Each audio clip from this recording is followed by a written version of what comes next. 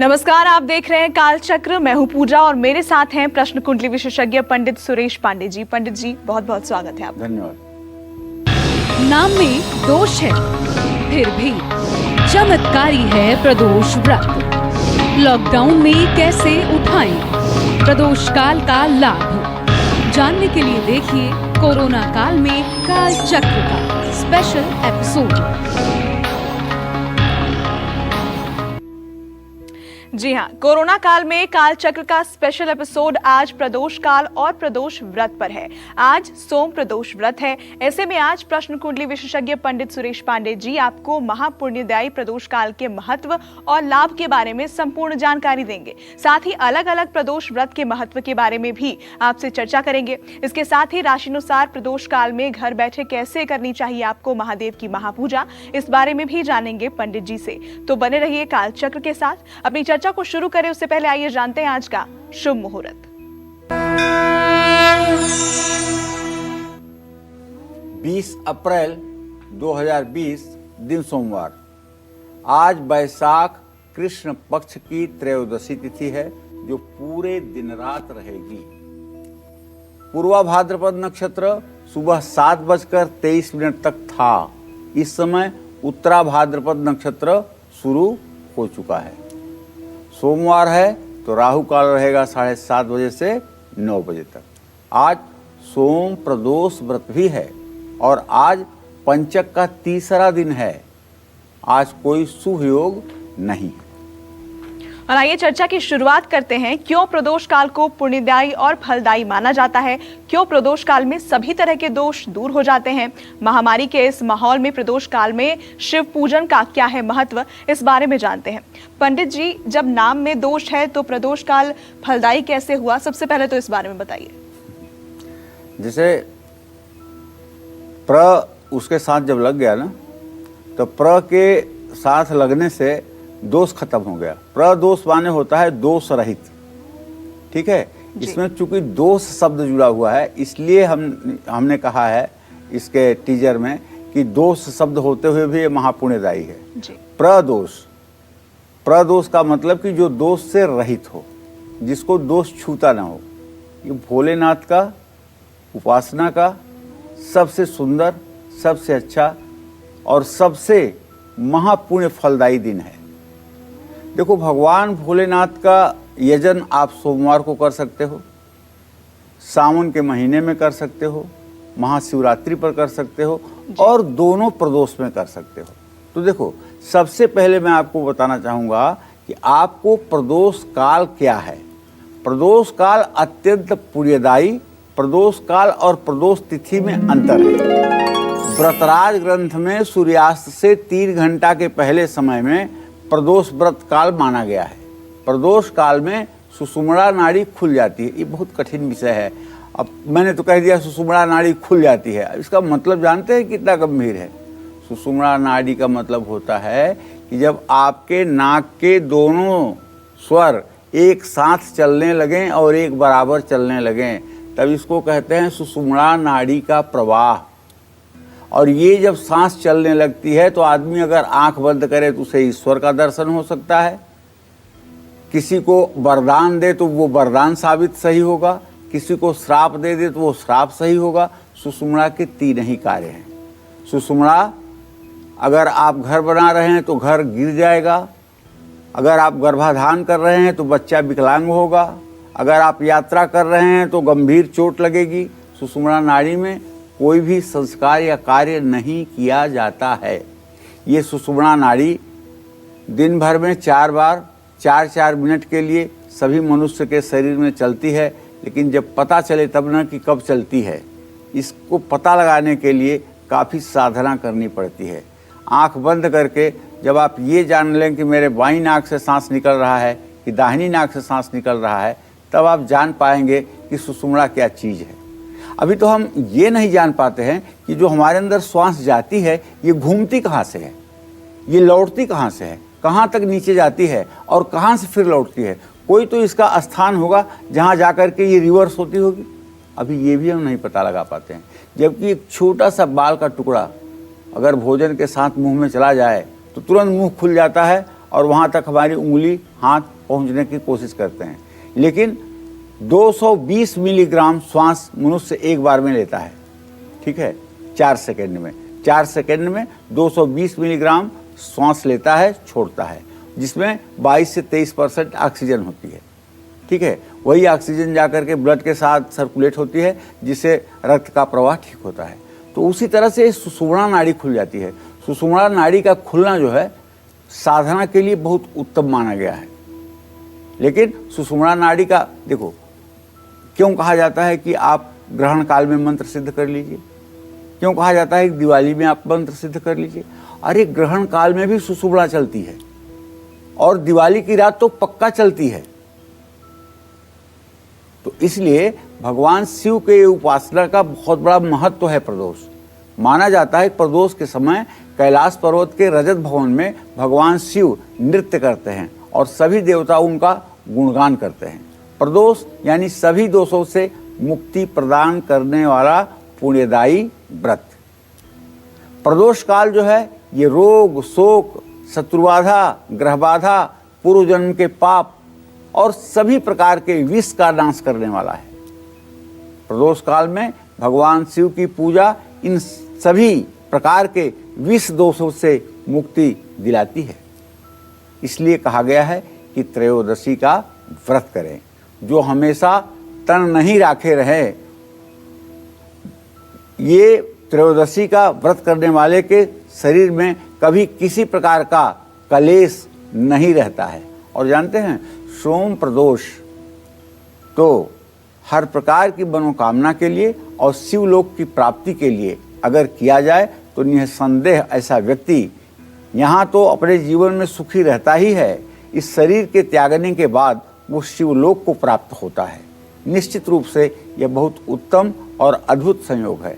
हाँ, एक बात जो बताना चाहूँगा आपको वो ये कि जिन लड़कियों को या जिन महिलाओं को संतान नहीं प्राप्त हुआ है, उन्हें सिर्फ कृष्ण पक्ष का प्रदोष व्रत करना चाहिए, और जब संतान हो जाए तो कृष्ण पक्ष और शुक्ल पक्ष दोनों प्रदोष व्रत तब करने चाहिए। इस बात का ध्यान रखना चाहिए। वैसे पुत्र प्राप्ति की कामना से किया गया प्रदोष व्रत कामधेनु के समान फलदायी होता है। और आइए अब राशिनुसार चर्चा की शुरुआत करते हैं और सबसे पहले बात करते हैं मेष राशि वालों की। क्या कहता है आज मेष राशि का राशिफल? आज इनका फायदा होगा या खर्च बढ़ेगा? क्या इन्हें आज कोई अच्छी खबर मिलेगी? आइए जानते हैं। देखिए, मेष राशि के जातकों को बताऊं कि आपके व्यय भाव में माने खर्च के स्थान में इस समय चंद्रमा गोचर कर रहा है 4 अंश 1 कला पर। अब इसका सीधा मतलब होगा कि आज फिजूल खर्ची बढ़ेगी।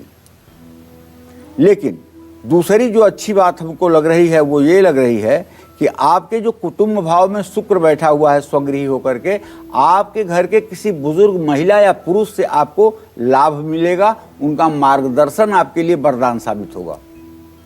और हाँ, द्वितीय भाव में जब शुक्र स्वगृही है तो कहीं न कहीं से धन लाभ भी होगा। आपके बच्चे अगर आपसे दूर रहते हैं तो उनसे भी आपको अच्छी खबर मिलने वाली है। चलिए, नवम भाव में केतु भले है, लेकिन इस बात का संकेत है कि यात्रा का योग बनेगा। यात्रा का योग तो बनेगा, लेकिन जब केतु है तो यात्रा में नुकसान भी करेगा। तो इसलिए मेरा आग्रह है, वैसे भी इस समय कोरोना का लॉकडाउन चल रहा है, यात्रा करना उचित नहीं है, और यात्रा ना ही करें तब अच्छा रहेगा। आज आपको दुर्गा सप्तशती में जो देवी कवच का पाठ है उसका पाठ करना चाहिए। तांबे के बर्तन में पानी रख करके उसे पीना चाहिए। शुभ अंक आपके लिए 9 होगा, शुभ रंग आपके लिए लाल होगा। जय मां विंध्यवासिनी। और आगे बात करेंगे वृषभ राशि वालों की, लेकिन उससे पहले हमारे साथ कालचक्र दर्शक शोभना जुड़ी हैं महाराष्ट्र से। स्वागत है आपका, अपना सवाल पूछिए।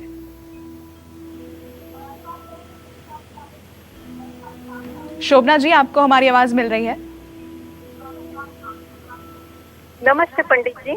हाँ नमस्ते। मेरे 2 प्रश्न है पंडित जी। जी। पहला बेटा है जी। 22/3/2001। जी। हाँ।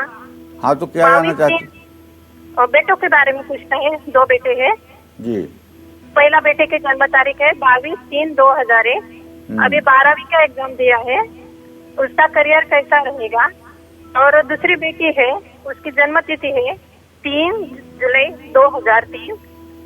इसके भी हमें पूछना है कि अच्छा करियर कैसा होगा। ये भी अभी 12वीं में जाएंगे पंडित जी। चलिए मैं आपको बताना चाहता हूँ शोभना जी, आपने अपने पुत्र के बारे में प्रश्न किया है। पुत्र भाव का स्वामी बुध इस समय व्यय भाव में नीच राशि में बैठा हुआ है।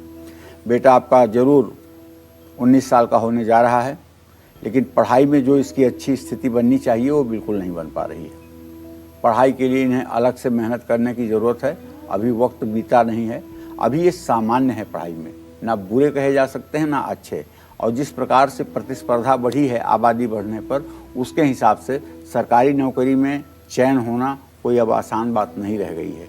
उस हिसाब से इन्हें कहिए कि और मेहनत की ज़रूरत है और गणेश चालीसा का पाठ करें। साल में 2 बार कम से कम सिद्धि विनायक मंदिर जा कर के लड्डू का भोग लगाएं और दुर्वांकुर चढ़ाएं। ये उपाय करेंगे तो निश्चित रूप से आने वाला भविष्य सुखमय रहेगा। दूसरे बच्चे के बारे में जो आपने प्रश्न किया है तो उसके बारे में तो यही बताना चाहूँगा, सूर्य और बृहस्पति की स्थिति चतुर्थ दशम है।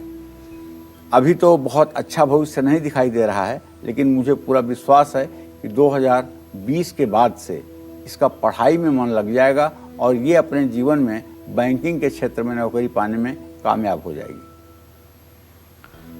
और चलिए बात करते हैं वृषभ राशि वालों की। आज कैसी रहेगी वृषभ राशि वालों की सेहत? क्या आज इन्हें कहीं से अच्छी खबर मिलेगी? क्या कहता है इनका आज का पूरा राशिफल, जानते हैं।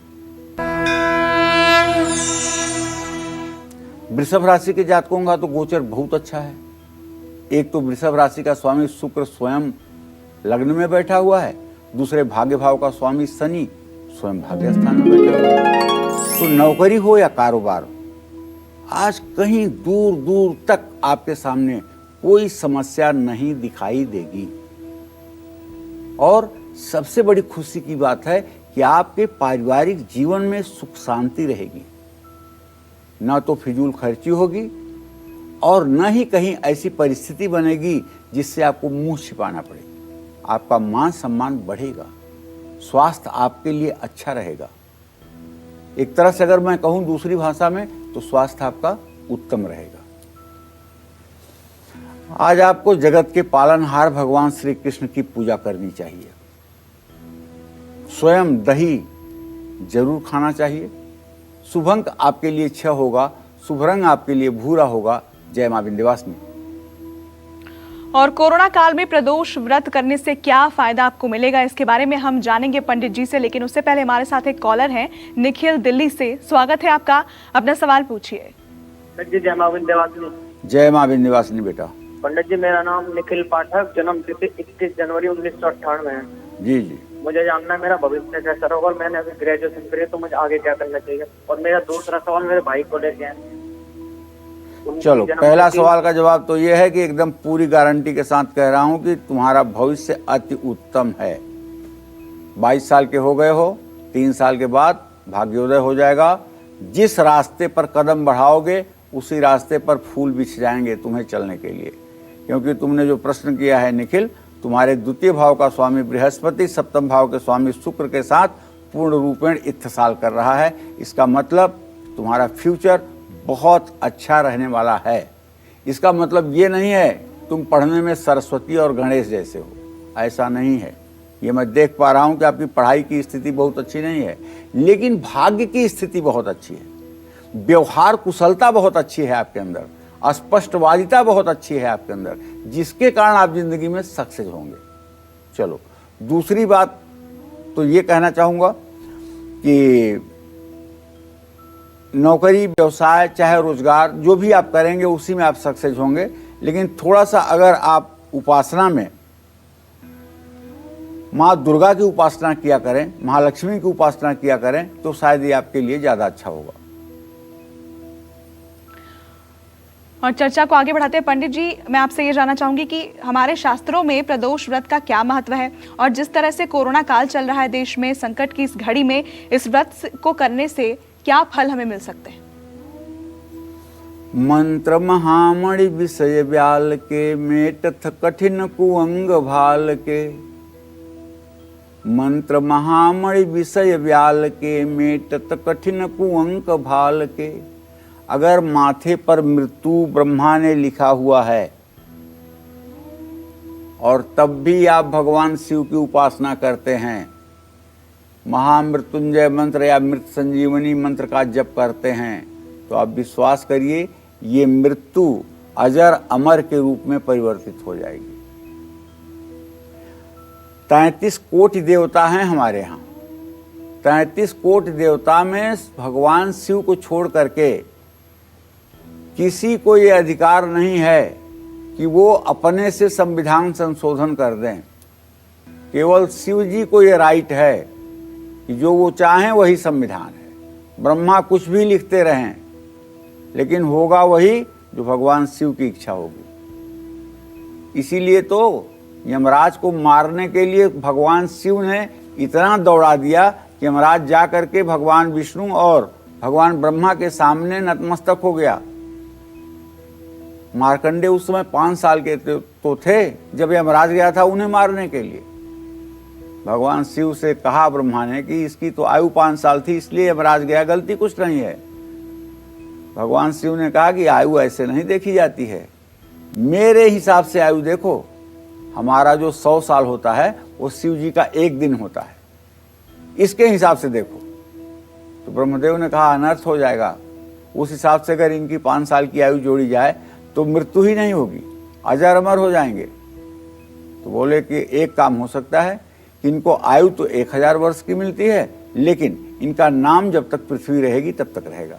तो ऐसा है, आज भी मार्कंडे पुराण है, आप दुर्गा सप्तशती पढ़ते हैं, इति श्री मार्कंडे पुराणे सावर्ण के मन मंत्रे देवी महात्मा पढ़ते हैं ना, तो नाम तो चल रहा है ना। हाँ, तो प्रदोष जो है महीने में 2 बार आता है, एक बार कृष्ण पक्ष में, एक बार शुक्ल पक्ष में। प्रदोष का महत्व ये है कि कृष्ण पक्ष में प्रदोष काल के समय चंद्रमा को भगवान शिव ने अपने मस्तक पर धारण किया था, इसलिए प्रदोष का व्रत और उपवास भगवान शिव को प्रसन्न करने के लिए किया जाता है। प्रदोष व्रत रखने से 2 गायों को दान करने के बराबर पुण्य फल प्राप्त होता है। मतलब गोदान से जितना पुण्य फल की प्राप्ति होती है उतना प्रदोष व्रत करने से पुण्य फल की प्राप्ति होती है। अलग अलग दिन में पड़ने वाला प्रदोष व्रत का अलग अलग महत्व है। जैसे प्रदोष काल में स्नान करके हमेशा मौन रहना चाहिए। मौन का मतलब ये नहीं है, कुछ लोगों को मैंने मौन रहते देखा है, तो क्या करते हैं, अपने पास एक कागज कलम रखते हैं, उन्हें कुछ बताना होता है तो लिख देते हैं। ये मौन नहीं है, ये तो जबरदस्ती मुंह को सील करके रखना है।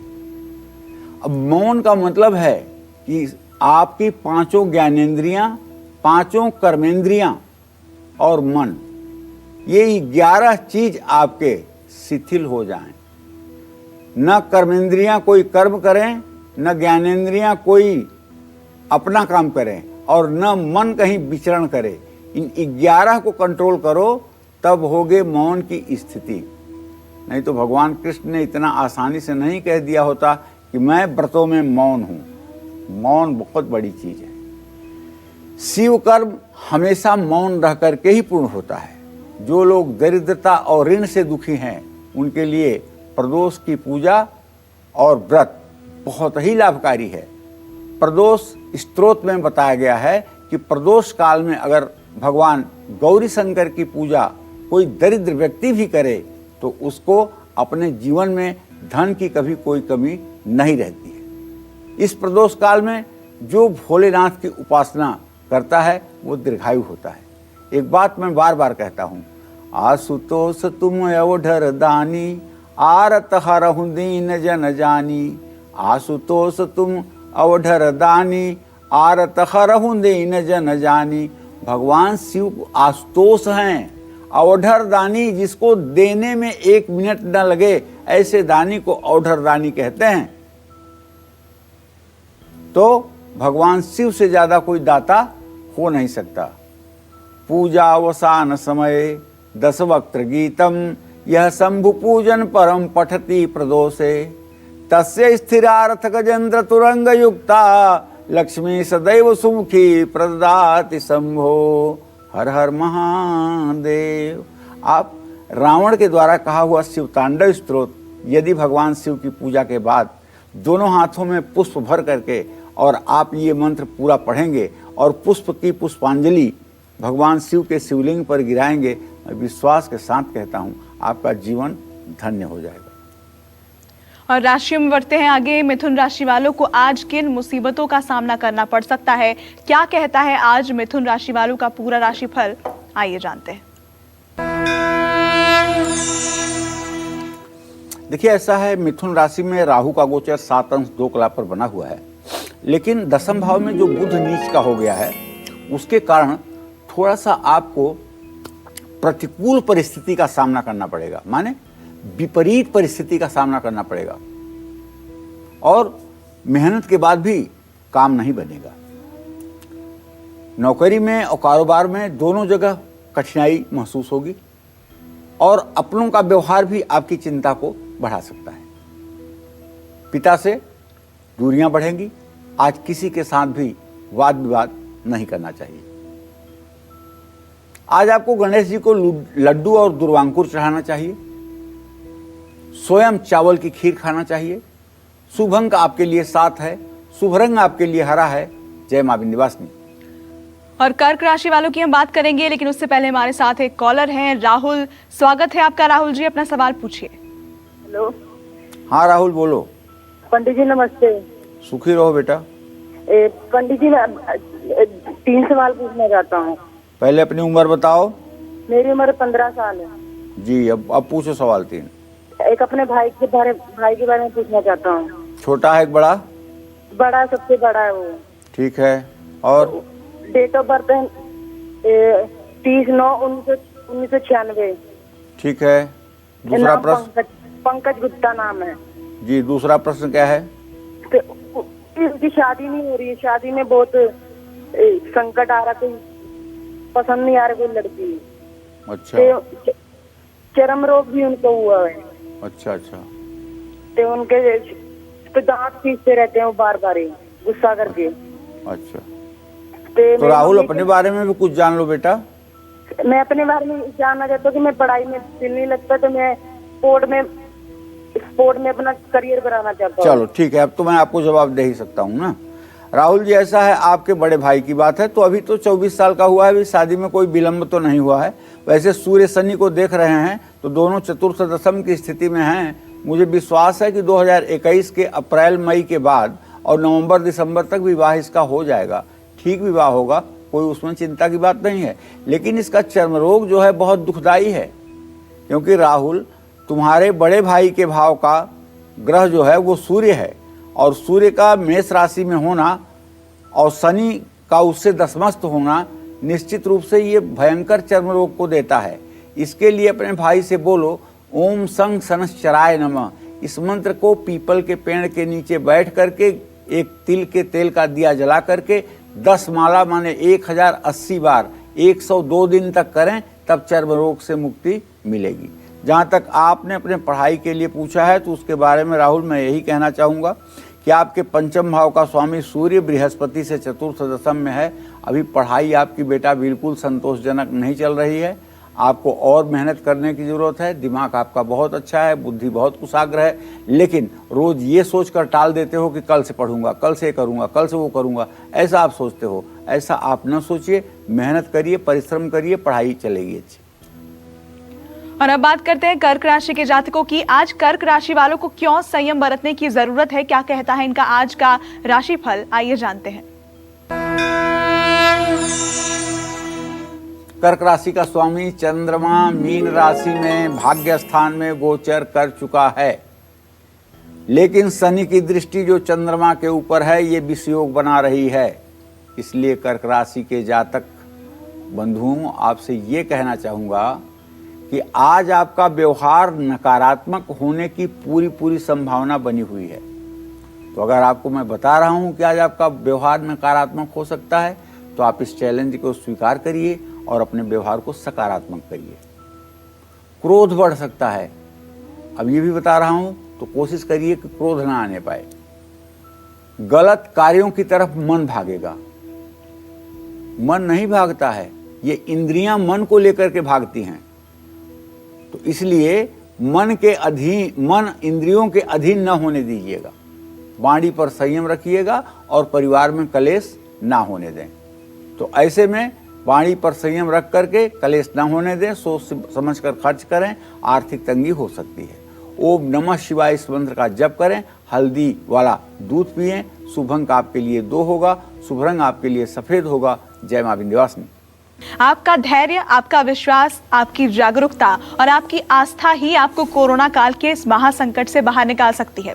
विपत्ति की इस घड़ी में महादेव आपको निरोगी काया के साथ साथ हर खुशी दें। इसके लिए आपको प्रदोष काल में कौन कौन से उपाय करने चाहिए, यही आज काल चक्र में पंडित सुरेश पांडे जी आपको बता रहे हैं। अब अपनी चर्चा को आगे बढ़ाते हुए जानते हैं अलग अलग प्रदोष व्रत के महत्व और लाभ के बारे में। पंडित जी, अलग अलग प्रदोष व्रत के क्या महत्व है और लाभ है, इस बारे में दर्शकों को बताइए। हाँ देखो, अलग अलग प्रदोष व्रत कहने का तात्पर्य ये है कि 7 दिन में आने वाला प्रदोष व्रत जो है उसकी अलग अलग पहचान होती है। जैसे सोमवार के दिन जब त्रयोदशी तिथि होती है तो उसका महत्व सोम प्रदोष के रूप में होता है।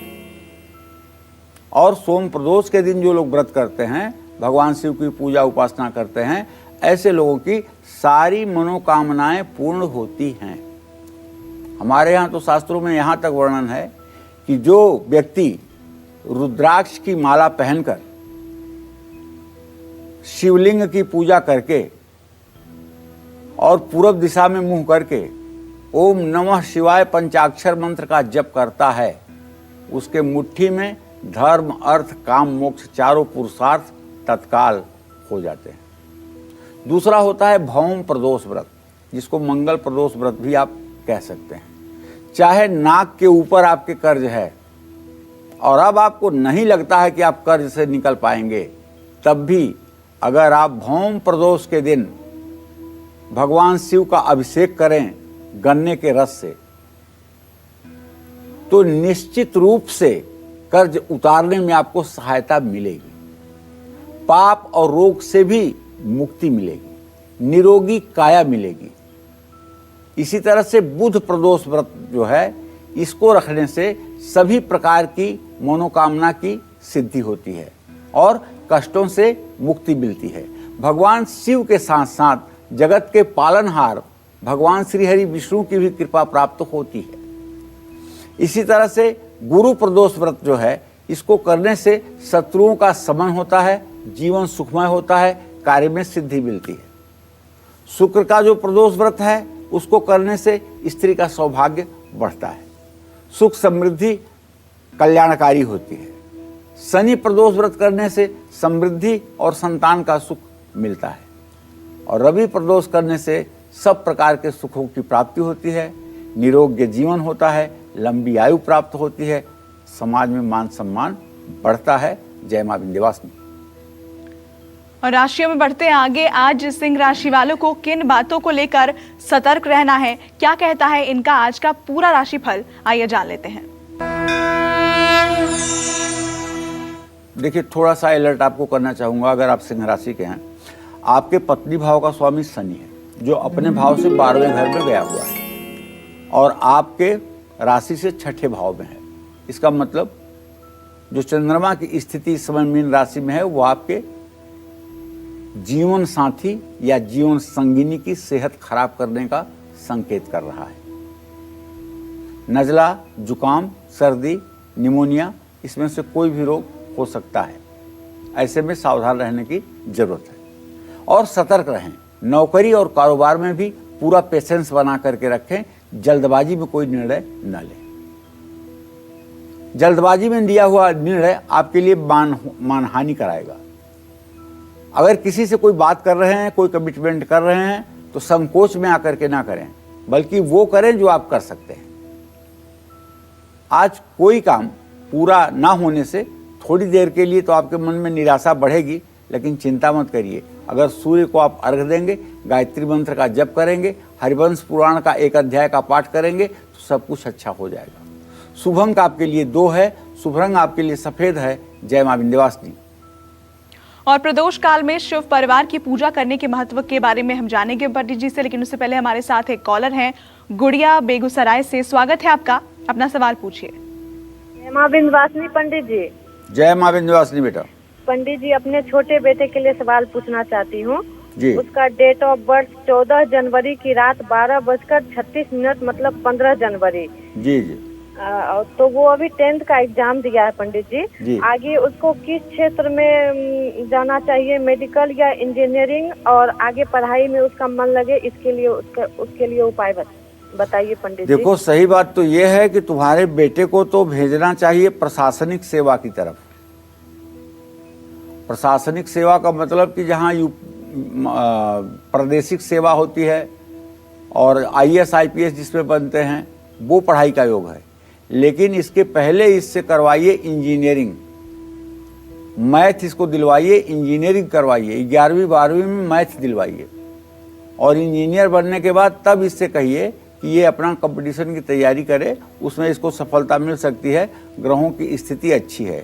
लेकिन एक बात कहना चाहूँगा, ये जो तुम्हारा छोटा बेटा है ना गुड़िया, कभी कभी सेहत से बहुत परेशान हो जाता है।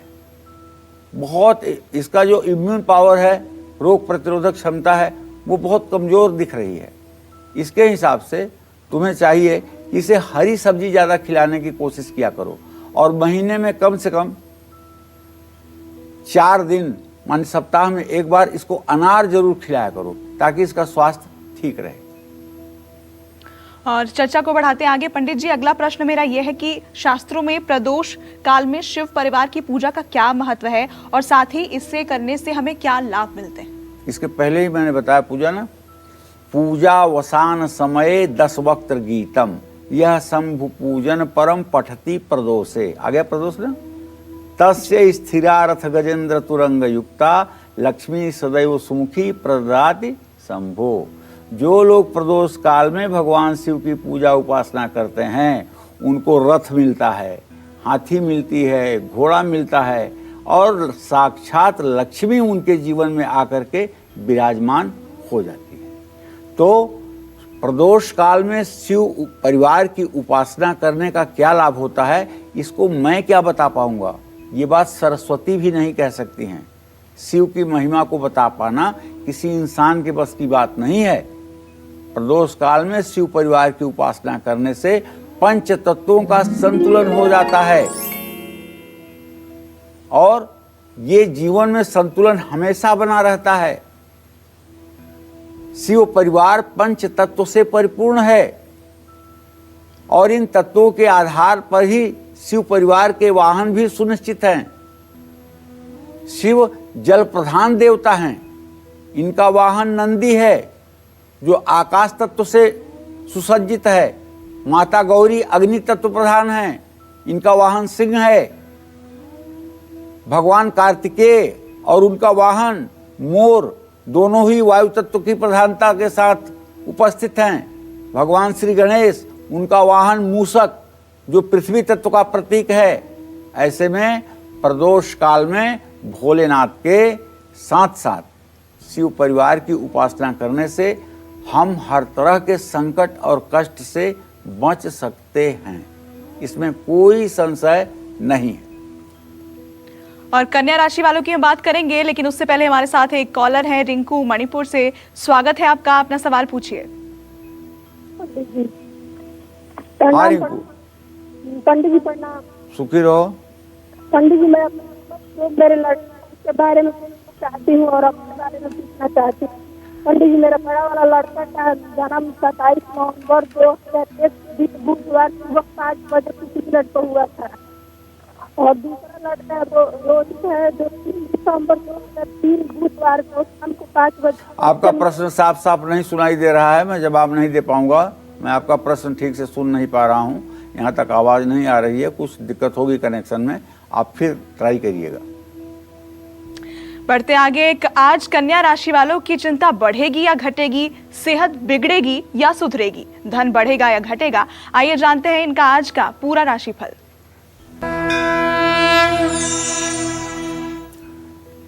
लग्नेश लग्न को देखे, शरीर भाव का स्वामी शरीर भाव को देखे तो स्वास्थ्य में सुधार होता है। ये स्थिति आज कन्या राशि के जातकों के साथ है। अगर आप बीमार भी हैं, कन्या राशि के हैं, तो आज से आपके स्वास्थ्य में सुधार शुरू हो जाएगा। दूसरी बात, कार्यों में सफलता मिलेगी, मान सम्मान भी बढ़ेगा। नौकरी और कारोबार पर कोई संकट या बाधा नहीं है। निश्चिंत होकर के मनोयोग के साथ अपने काम करें। और यदि आपकी उम्र 17 वर्ष से कम है तो ननिहाल से आपको आज अच्छी खबर मिलने की उम्मीद है। हरा कपड़ा पहनिएगा, अपने घर की कन्या को कुछ मिठाई खिलाइएगा। शुभ अंक आपके लिए 4 है, शुभ रंग आपके लिए नीला है। जय मां विंध्यवासिनी। और चर्चा को आगे बढ़ाएं उससे पहले हमारे साथ एक कॉलर हैं जूही भागलपुर से। स्वागत है आपका जूही जी, अपना सवाल पूछिए। पंडित जी प्रणाम। हाँ, सुखी रहिए। हमें 2 सवाल जानना है, अपने देवर के बारे में और पति के बारे में। जी। और जानना चाहते हैं, मेरे देवर जो है ना वो थोड़ा गलत राह पे चले गए, उनसे हटाने के लिए कोई उपाय बताते पंडित जी। और पति के बारे में जानना चाहते हैं कि उनकी सरकारी जॉब कब तक लगेगी। चलिए, सबसे पहले तो आपके प्रश्न का जवाब है देवर का। तो आपके सप्तम भाव का स्वामी चंद्रमा है, उससे तृतीय भाव का स्वामी बुध है जो इस समय नीच राशि में चंद्रमा के साथ बैठा हुआ है। आपका देवर कुमार्ग पर चल चुके हैं। कोई ऐसी गंदगी नहीं है जो ये ना करते हों। खान पान से लेकर के, एडिक्शन से लेकर के, समाज में उत्पात से लेकर के सब प्रकार की गंदगी इनके अंदर भरी हुई है। अगर आप चाहते हो कि इनके अंदर सुधार हो तो मैं यही कहना चाहूँगा कि इनके माताजी से कह करके या इनके पिताजी से कह करके या स्वयं आप इनके लिए रोज विष्णु सहस्त्र नामावली का एक पाठ करना शुरू करिए और ये उपाय 6 महीने तक लगातार करिए। इससे इनके व्यक्तित्व में परिवर्तन दिखाई देगा। जहाँ तक आपने अपने पति के सरकारी नौकरी के बारे में प्रश्न पूछा है तो मैं बताऊं कि आपके सप्तम से दसम भाव का स्वामी बुध नीच राशि में है। टीचर हो सकते हैं आपके पति, बैंक में छोटी मोटी नौकरी पा सकते हैं, लेकिन सरकारी नौकरी का योग बनता हुआ नहीं दिखाई दे रहा है। और चलिए, मेष से लेकर कन्या राशि वाले प्रदोष काल का लाभ उठाने के लिए कैसे करें महादेव को प्रसन्न और किस महामंत्र का करें जाप, आइए जानते हैं। पंडित जी, अलग अलग राशि के जातक किस तरह से महादेव को प्रसन्न कर सकते हैं? देखिए, वैसे कहा है, एक कहावत है कि किसी को भांटा बैरी, किसी को भांटा पंथ। किसी को बैगन इतना नुकसान कर देता है कि जान पे बनाती है और किसी के लिए बड़ा फलदायी होता है। इसीलिए हर व्रत, हर देवता, हर मंत्र हर व्यक्ति के लिए अच्छा नहीं होता। इसीलिए किसी को जब कोई मंत्र बताया जाता है तुम इस मंत्र का जप करो, तो उस समय कूर्म चक्र का ध्यान किया जाता है कि इस व्यक्ति के लिए मंत्र फायदेमंद है या नुकसानदेह। कुछ मंत्र ऐसे होते हैं जो बिना सोचे बूझे अगर आप कर देते हैं तो दिन दूना रात चौगुना पतन शुरू हो जाता है। इसी तरह से प्रदोष काल का लाभ अगर आप उठाना चाहते हैं तो अपनी राशि के अनुसार कुछ उपाय प्रदोष काल में आप करिए। जैसे अगर आपकी मेष राशि है तो आप प्रदोष काल में ओम नमः शिवाय का मंत्र जप कर लीजिए, शिव जी को पंचामृत अर्पित करिए।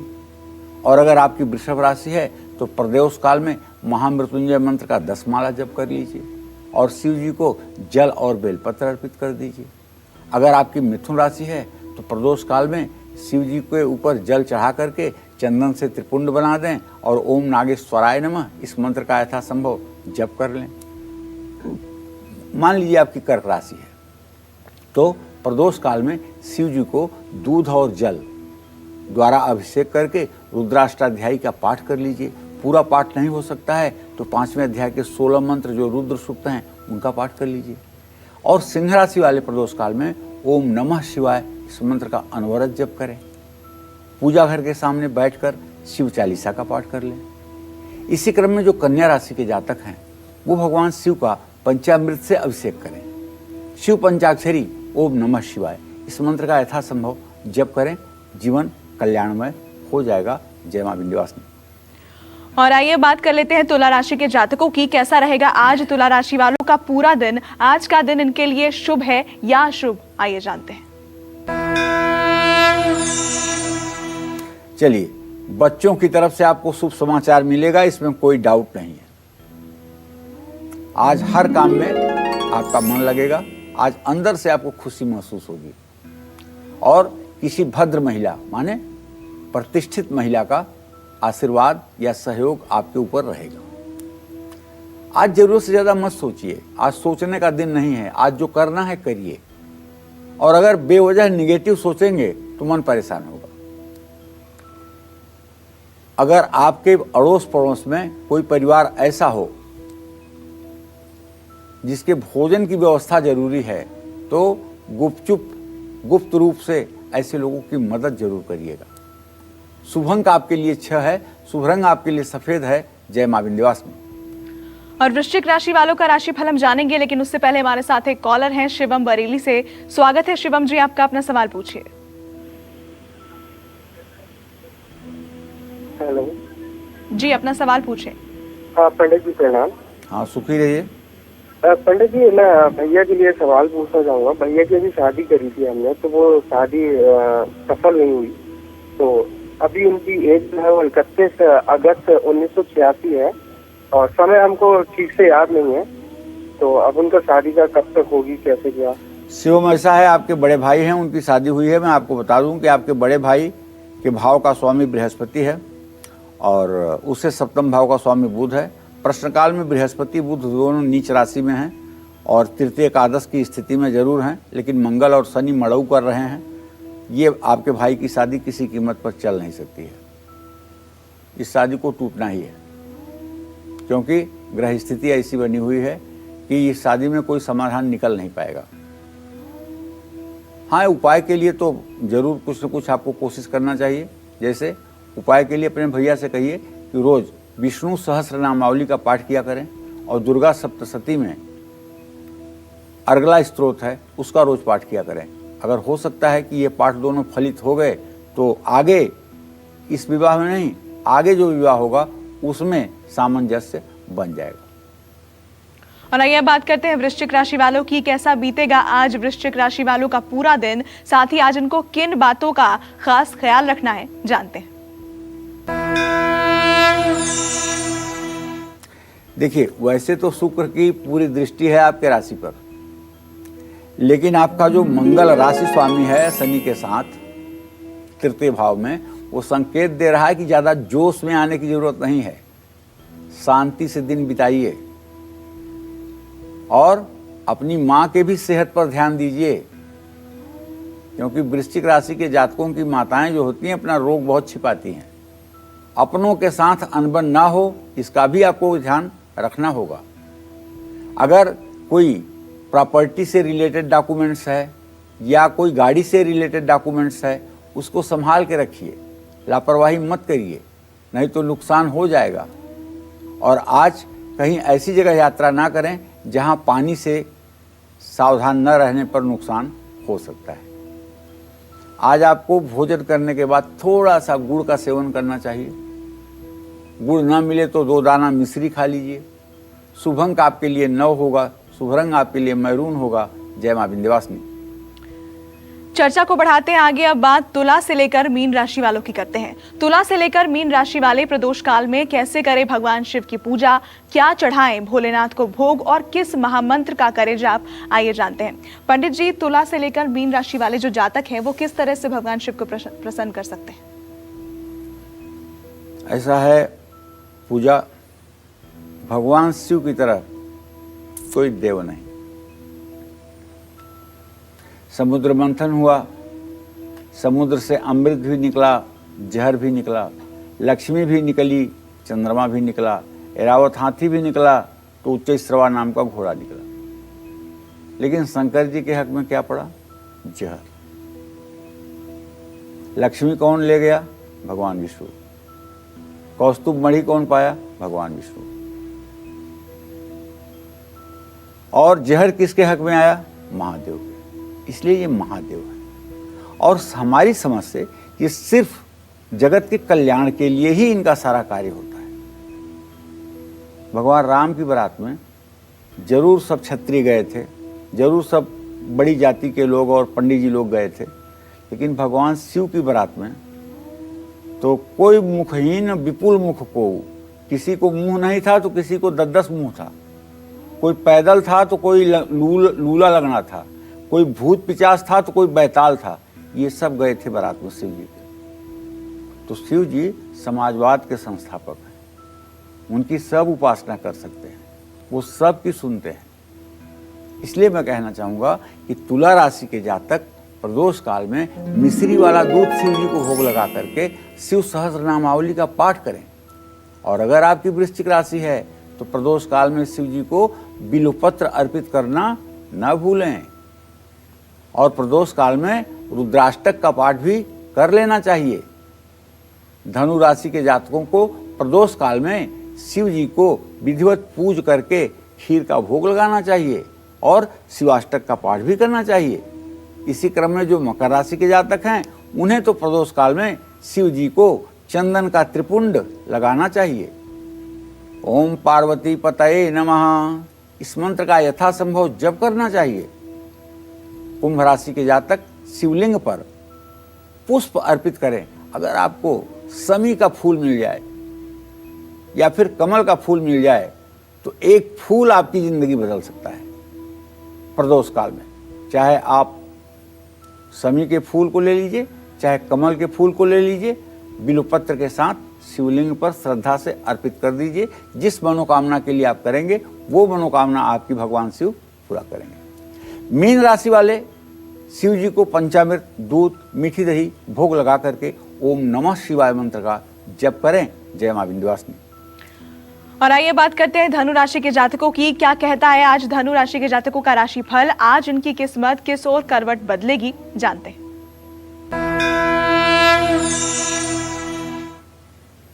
देखिए, ग्रह स्थिति तो इसलिए ठीक कह रहा हूं कि आपके पंचम भाव में सूर्य है, ये बहुत बड़ी बात है, और आपके नवम भाव का स्वामी सूर्य है। तो ऐसे में आज आपके सोचे हुए सारे काम तो पूरे हो जाएंगे और स्वास्थ्य भी अच्छा रहेगा, मन भी प्रसन्न रहेगा। लेकिन छोटी यात्रा का योग बन रहा है। यात्रा अगर मजबूरी में करोगे तो नुकसान भी होगा। तो इसलिए नौकरी और कारोबार की दृष्टि से तो भाग्य आपका अच्छा है, लेकिन यात्रा की दृष्टि से आज का दिन आपके लिए बिल्कुल ठीक नहीं है। केसर का तिलक अपने माथे पर लगाइए, जुबान पर लगाइए, नाभि पर लगाइए। शुभ अंक आपके लिए 5 होगा, शुभ रंग आपके लिए सुनहरा होगा। जय मां विंध्यवासिनी। आइए बात कर लेते हैं मकर राशि वालों की। क्या कहता है मकर राशि वालों का आज का राशिफल? संकट की इस घड़ी में इनकी किस्मत इनका कितना साथ देगी, आइए जानते हैं। तो अब मकर राशि के जातकों को बताना चाहूंगा कि देखिए, आपके राशि में उच्च का मंगल शनि के साथ और नीच के बृहस्पति के साथ संयोग बना रहा है। ऐसे में आज अपनी वाणी पर बिल्कुल संयम रखेंगे आप, नहीं तो अर्थ का अनर्थ हो जाएगा। और पारिवारिक सदस्यों के साथ मनमुटाव की स्थिति बन रही है, इसे रोकने की कोशिश करिए। विद्यार्थियों को पढ़ाई में ज़्यादा मेहनत करनी होगी। स्वास्थ्य संभाल कर रखिए, नकारात्मक विचारों से बचिए। अगर कोई परीक्षा है तो उस परीक्षा से भयभीत मत होइए, बल्कि गणेश चालीसा का पाठ कर लीजिए और किसी गरीब मजबूर आदमी की आज मदद करिए। शुभ अंक आपके लिए 4 होगा, शुभ रंग आपके लिए नीला होगा। जय मां विंध्यवासिनी। और कुंभ राशि वालों की हम बात करेंगे, लेकिन उससे पहले हमारे साथ काल चक्र दर्शक सुरेखा जुड़ गई है मुरादाबाद से। बहुत स्वागत है आपका, अपना सवाल पूछें। पंडित जी, मेरा सवाल मेरे बच्चों के लिए है। मेरी एक बेटी है और 2 बेटे हैं। जो मेरी बड़ी बेटी है उसका जन्म 1987 12 जुलाई जी। जो मेरा छोटा बेटा है उसका जन्म 1990 26 जनवरी जी। और जो मेरा सबसे छोटा बेटा है उसका नाम है मोहित और इसका जन्म हुआ है 9 जुलाई 1994। क्या जानना चाहती हो? बेटी के लिए मैं जानना चाहती हूँ, उसकी लाइफ में बहुत स्ट्रगल चल रहा है। इसका डाइवोर्स केस भी चल रहा है, पिछले 3-4 साल हो गए। 2014 में इसकी शादी हुई थी। चलिए मैं बताता हूँ सुरेखा जी। आपके पुत्री भाव का स्वामी बुध है, जो इस समय नीच राशि में मीन राशि में गोचर कर रहा है, और उससे सप्तम भाव का स्वामी बृहस्पति है, वो भी नीच राशि में चल रहा है। तो जब आपके बेटी और दामाद दोनों का राशि स्वामी नीच राशि में है, तो यहाँ तो नीच भंग भी नहीं हो रहा है। इसका मतलब लड़की में भी कमी है, लड़के में भी कमी है।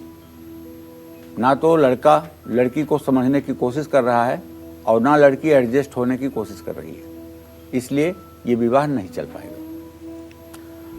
दूसरे बच्चे के बारे में जो आपका प्रश्न है सुरेखा जी, उसके बारे में ये कहूँगा कि द्वितीयेश और सप्तमेश शनि और बुध की स्थिति है, बृहस्पति के साथ इत्तिसाल में है। बेटा ठीक रास्ते पर निकल जाएगा और अपनी ज़िंदगी में सफलता प्राप्त कर लेगा, इसमें कोई दो राय नहीं है। तीसरे नंबर के संतान के बारे में जो आपका प्रश्न है उसके बारे में तो मैं यही कहूँगा सुरेखा जी कि स्वास्थ्य अगर इसका ठीक रहा तो ये सरकारी नौकरी में जाएगा, तो इसके स्वास्थ्य की चिंता करिए। और आइए बात कर लेते हैं कुंभ राशि के जातकों की। कुंभ राशि के जातकों की शारीरिक, मानसिक, आर्थिक स्थिति अच्छी रहेगी। परिवार वालों से सुख और सहयोग की प्राप्ति होगी। आज भाग्य आपके साथ रहेगा, काम पूरे होंगे। आज यात्रा करने से आप बचें। चिड़ियों को दाना डालें, जरूरतमंद की मदद करें। शुभ अंक आपके लिए 2 है, शुभ रंग आपके लिए स्लेटी है। जय मां विंध्यवासिनी। और आइए अब बात करते हैं मीन राशि वालों की।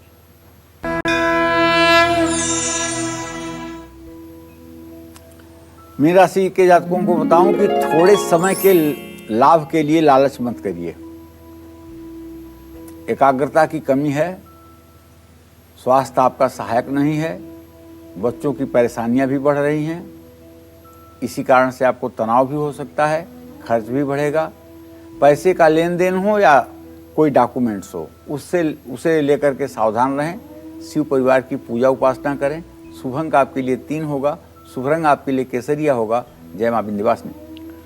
और कालचक्र के सभी दर्शकों से हमारी एक जरूरी अपील, अगर आप जागरूक, सेफ और स्वस्थ रहेंगे तो समाज और देश हर संकट से पार पा लेगा। ऐसे में कोरोना काल में घर बैठकर ही सारे उपाय करें और कालचक्र के साथ बने रहें। पंडित जी आपका बहुत बहुत शुक्रिया, धन्यवाद। और इसी के साथ फिलहाल कालचक्र की पूरी टीम को दीजिए इजाजत। नमस्कार। अगर आपको हमारा ये वीडियो पसंद आया हो तो इसे लाइक और शेयर जरूर करें। अगर इस वीडियो पर आपकी कोई राय है तो नीचे कमेंट भी कर सकते हैं। और हाँ, देश और दुनिया की तमाम खबरों से वाकिफ रहने के लिए अभी सब्सक्राइब करें न्यूज़ 24 का YouTube चैनल। न्यूज़ 24, निष्पक्ष खबरें।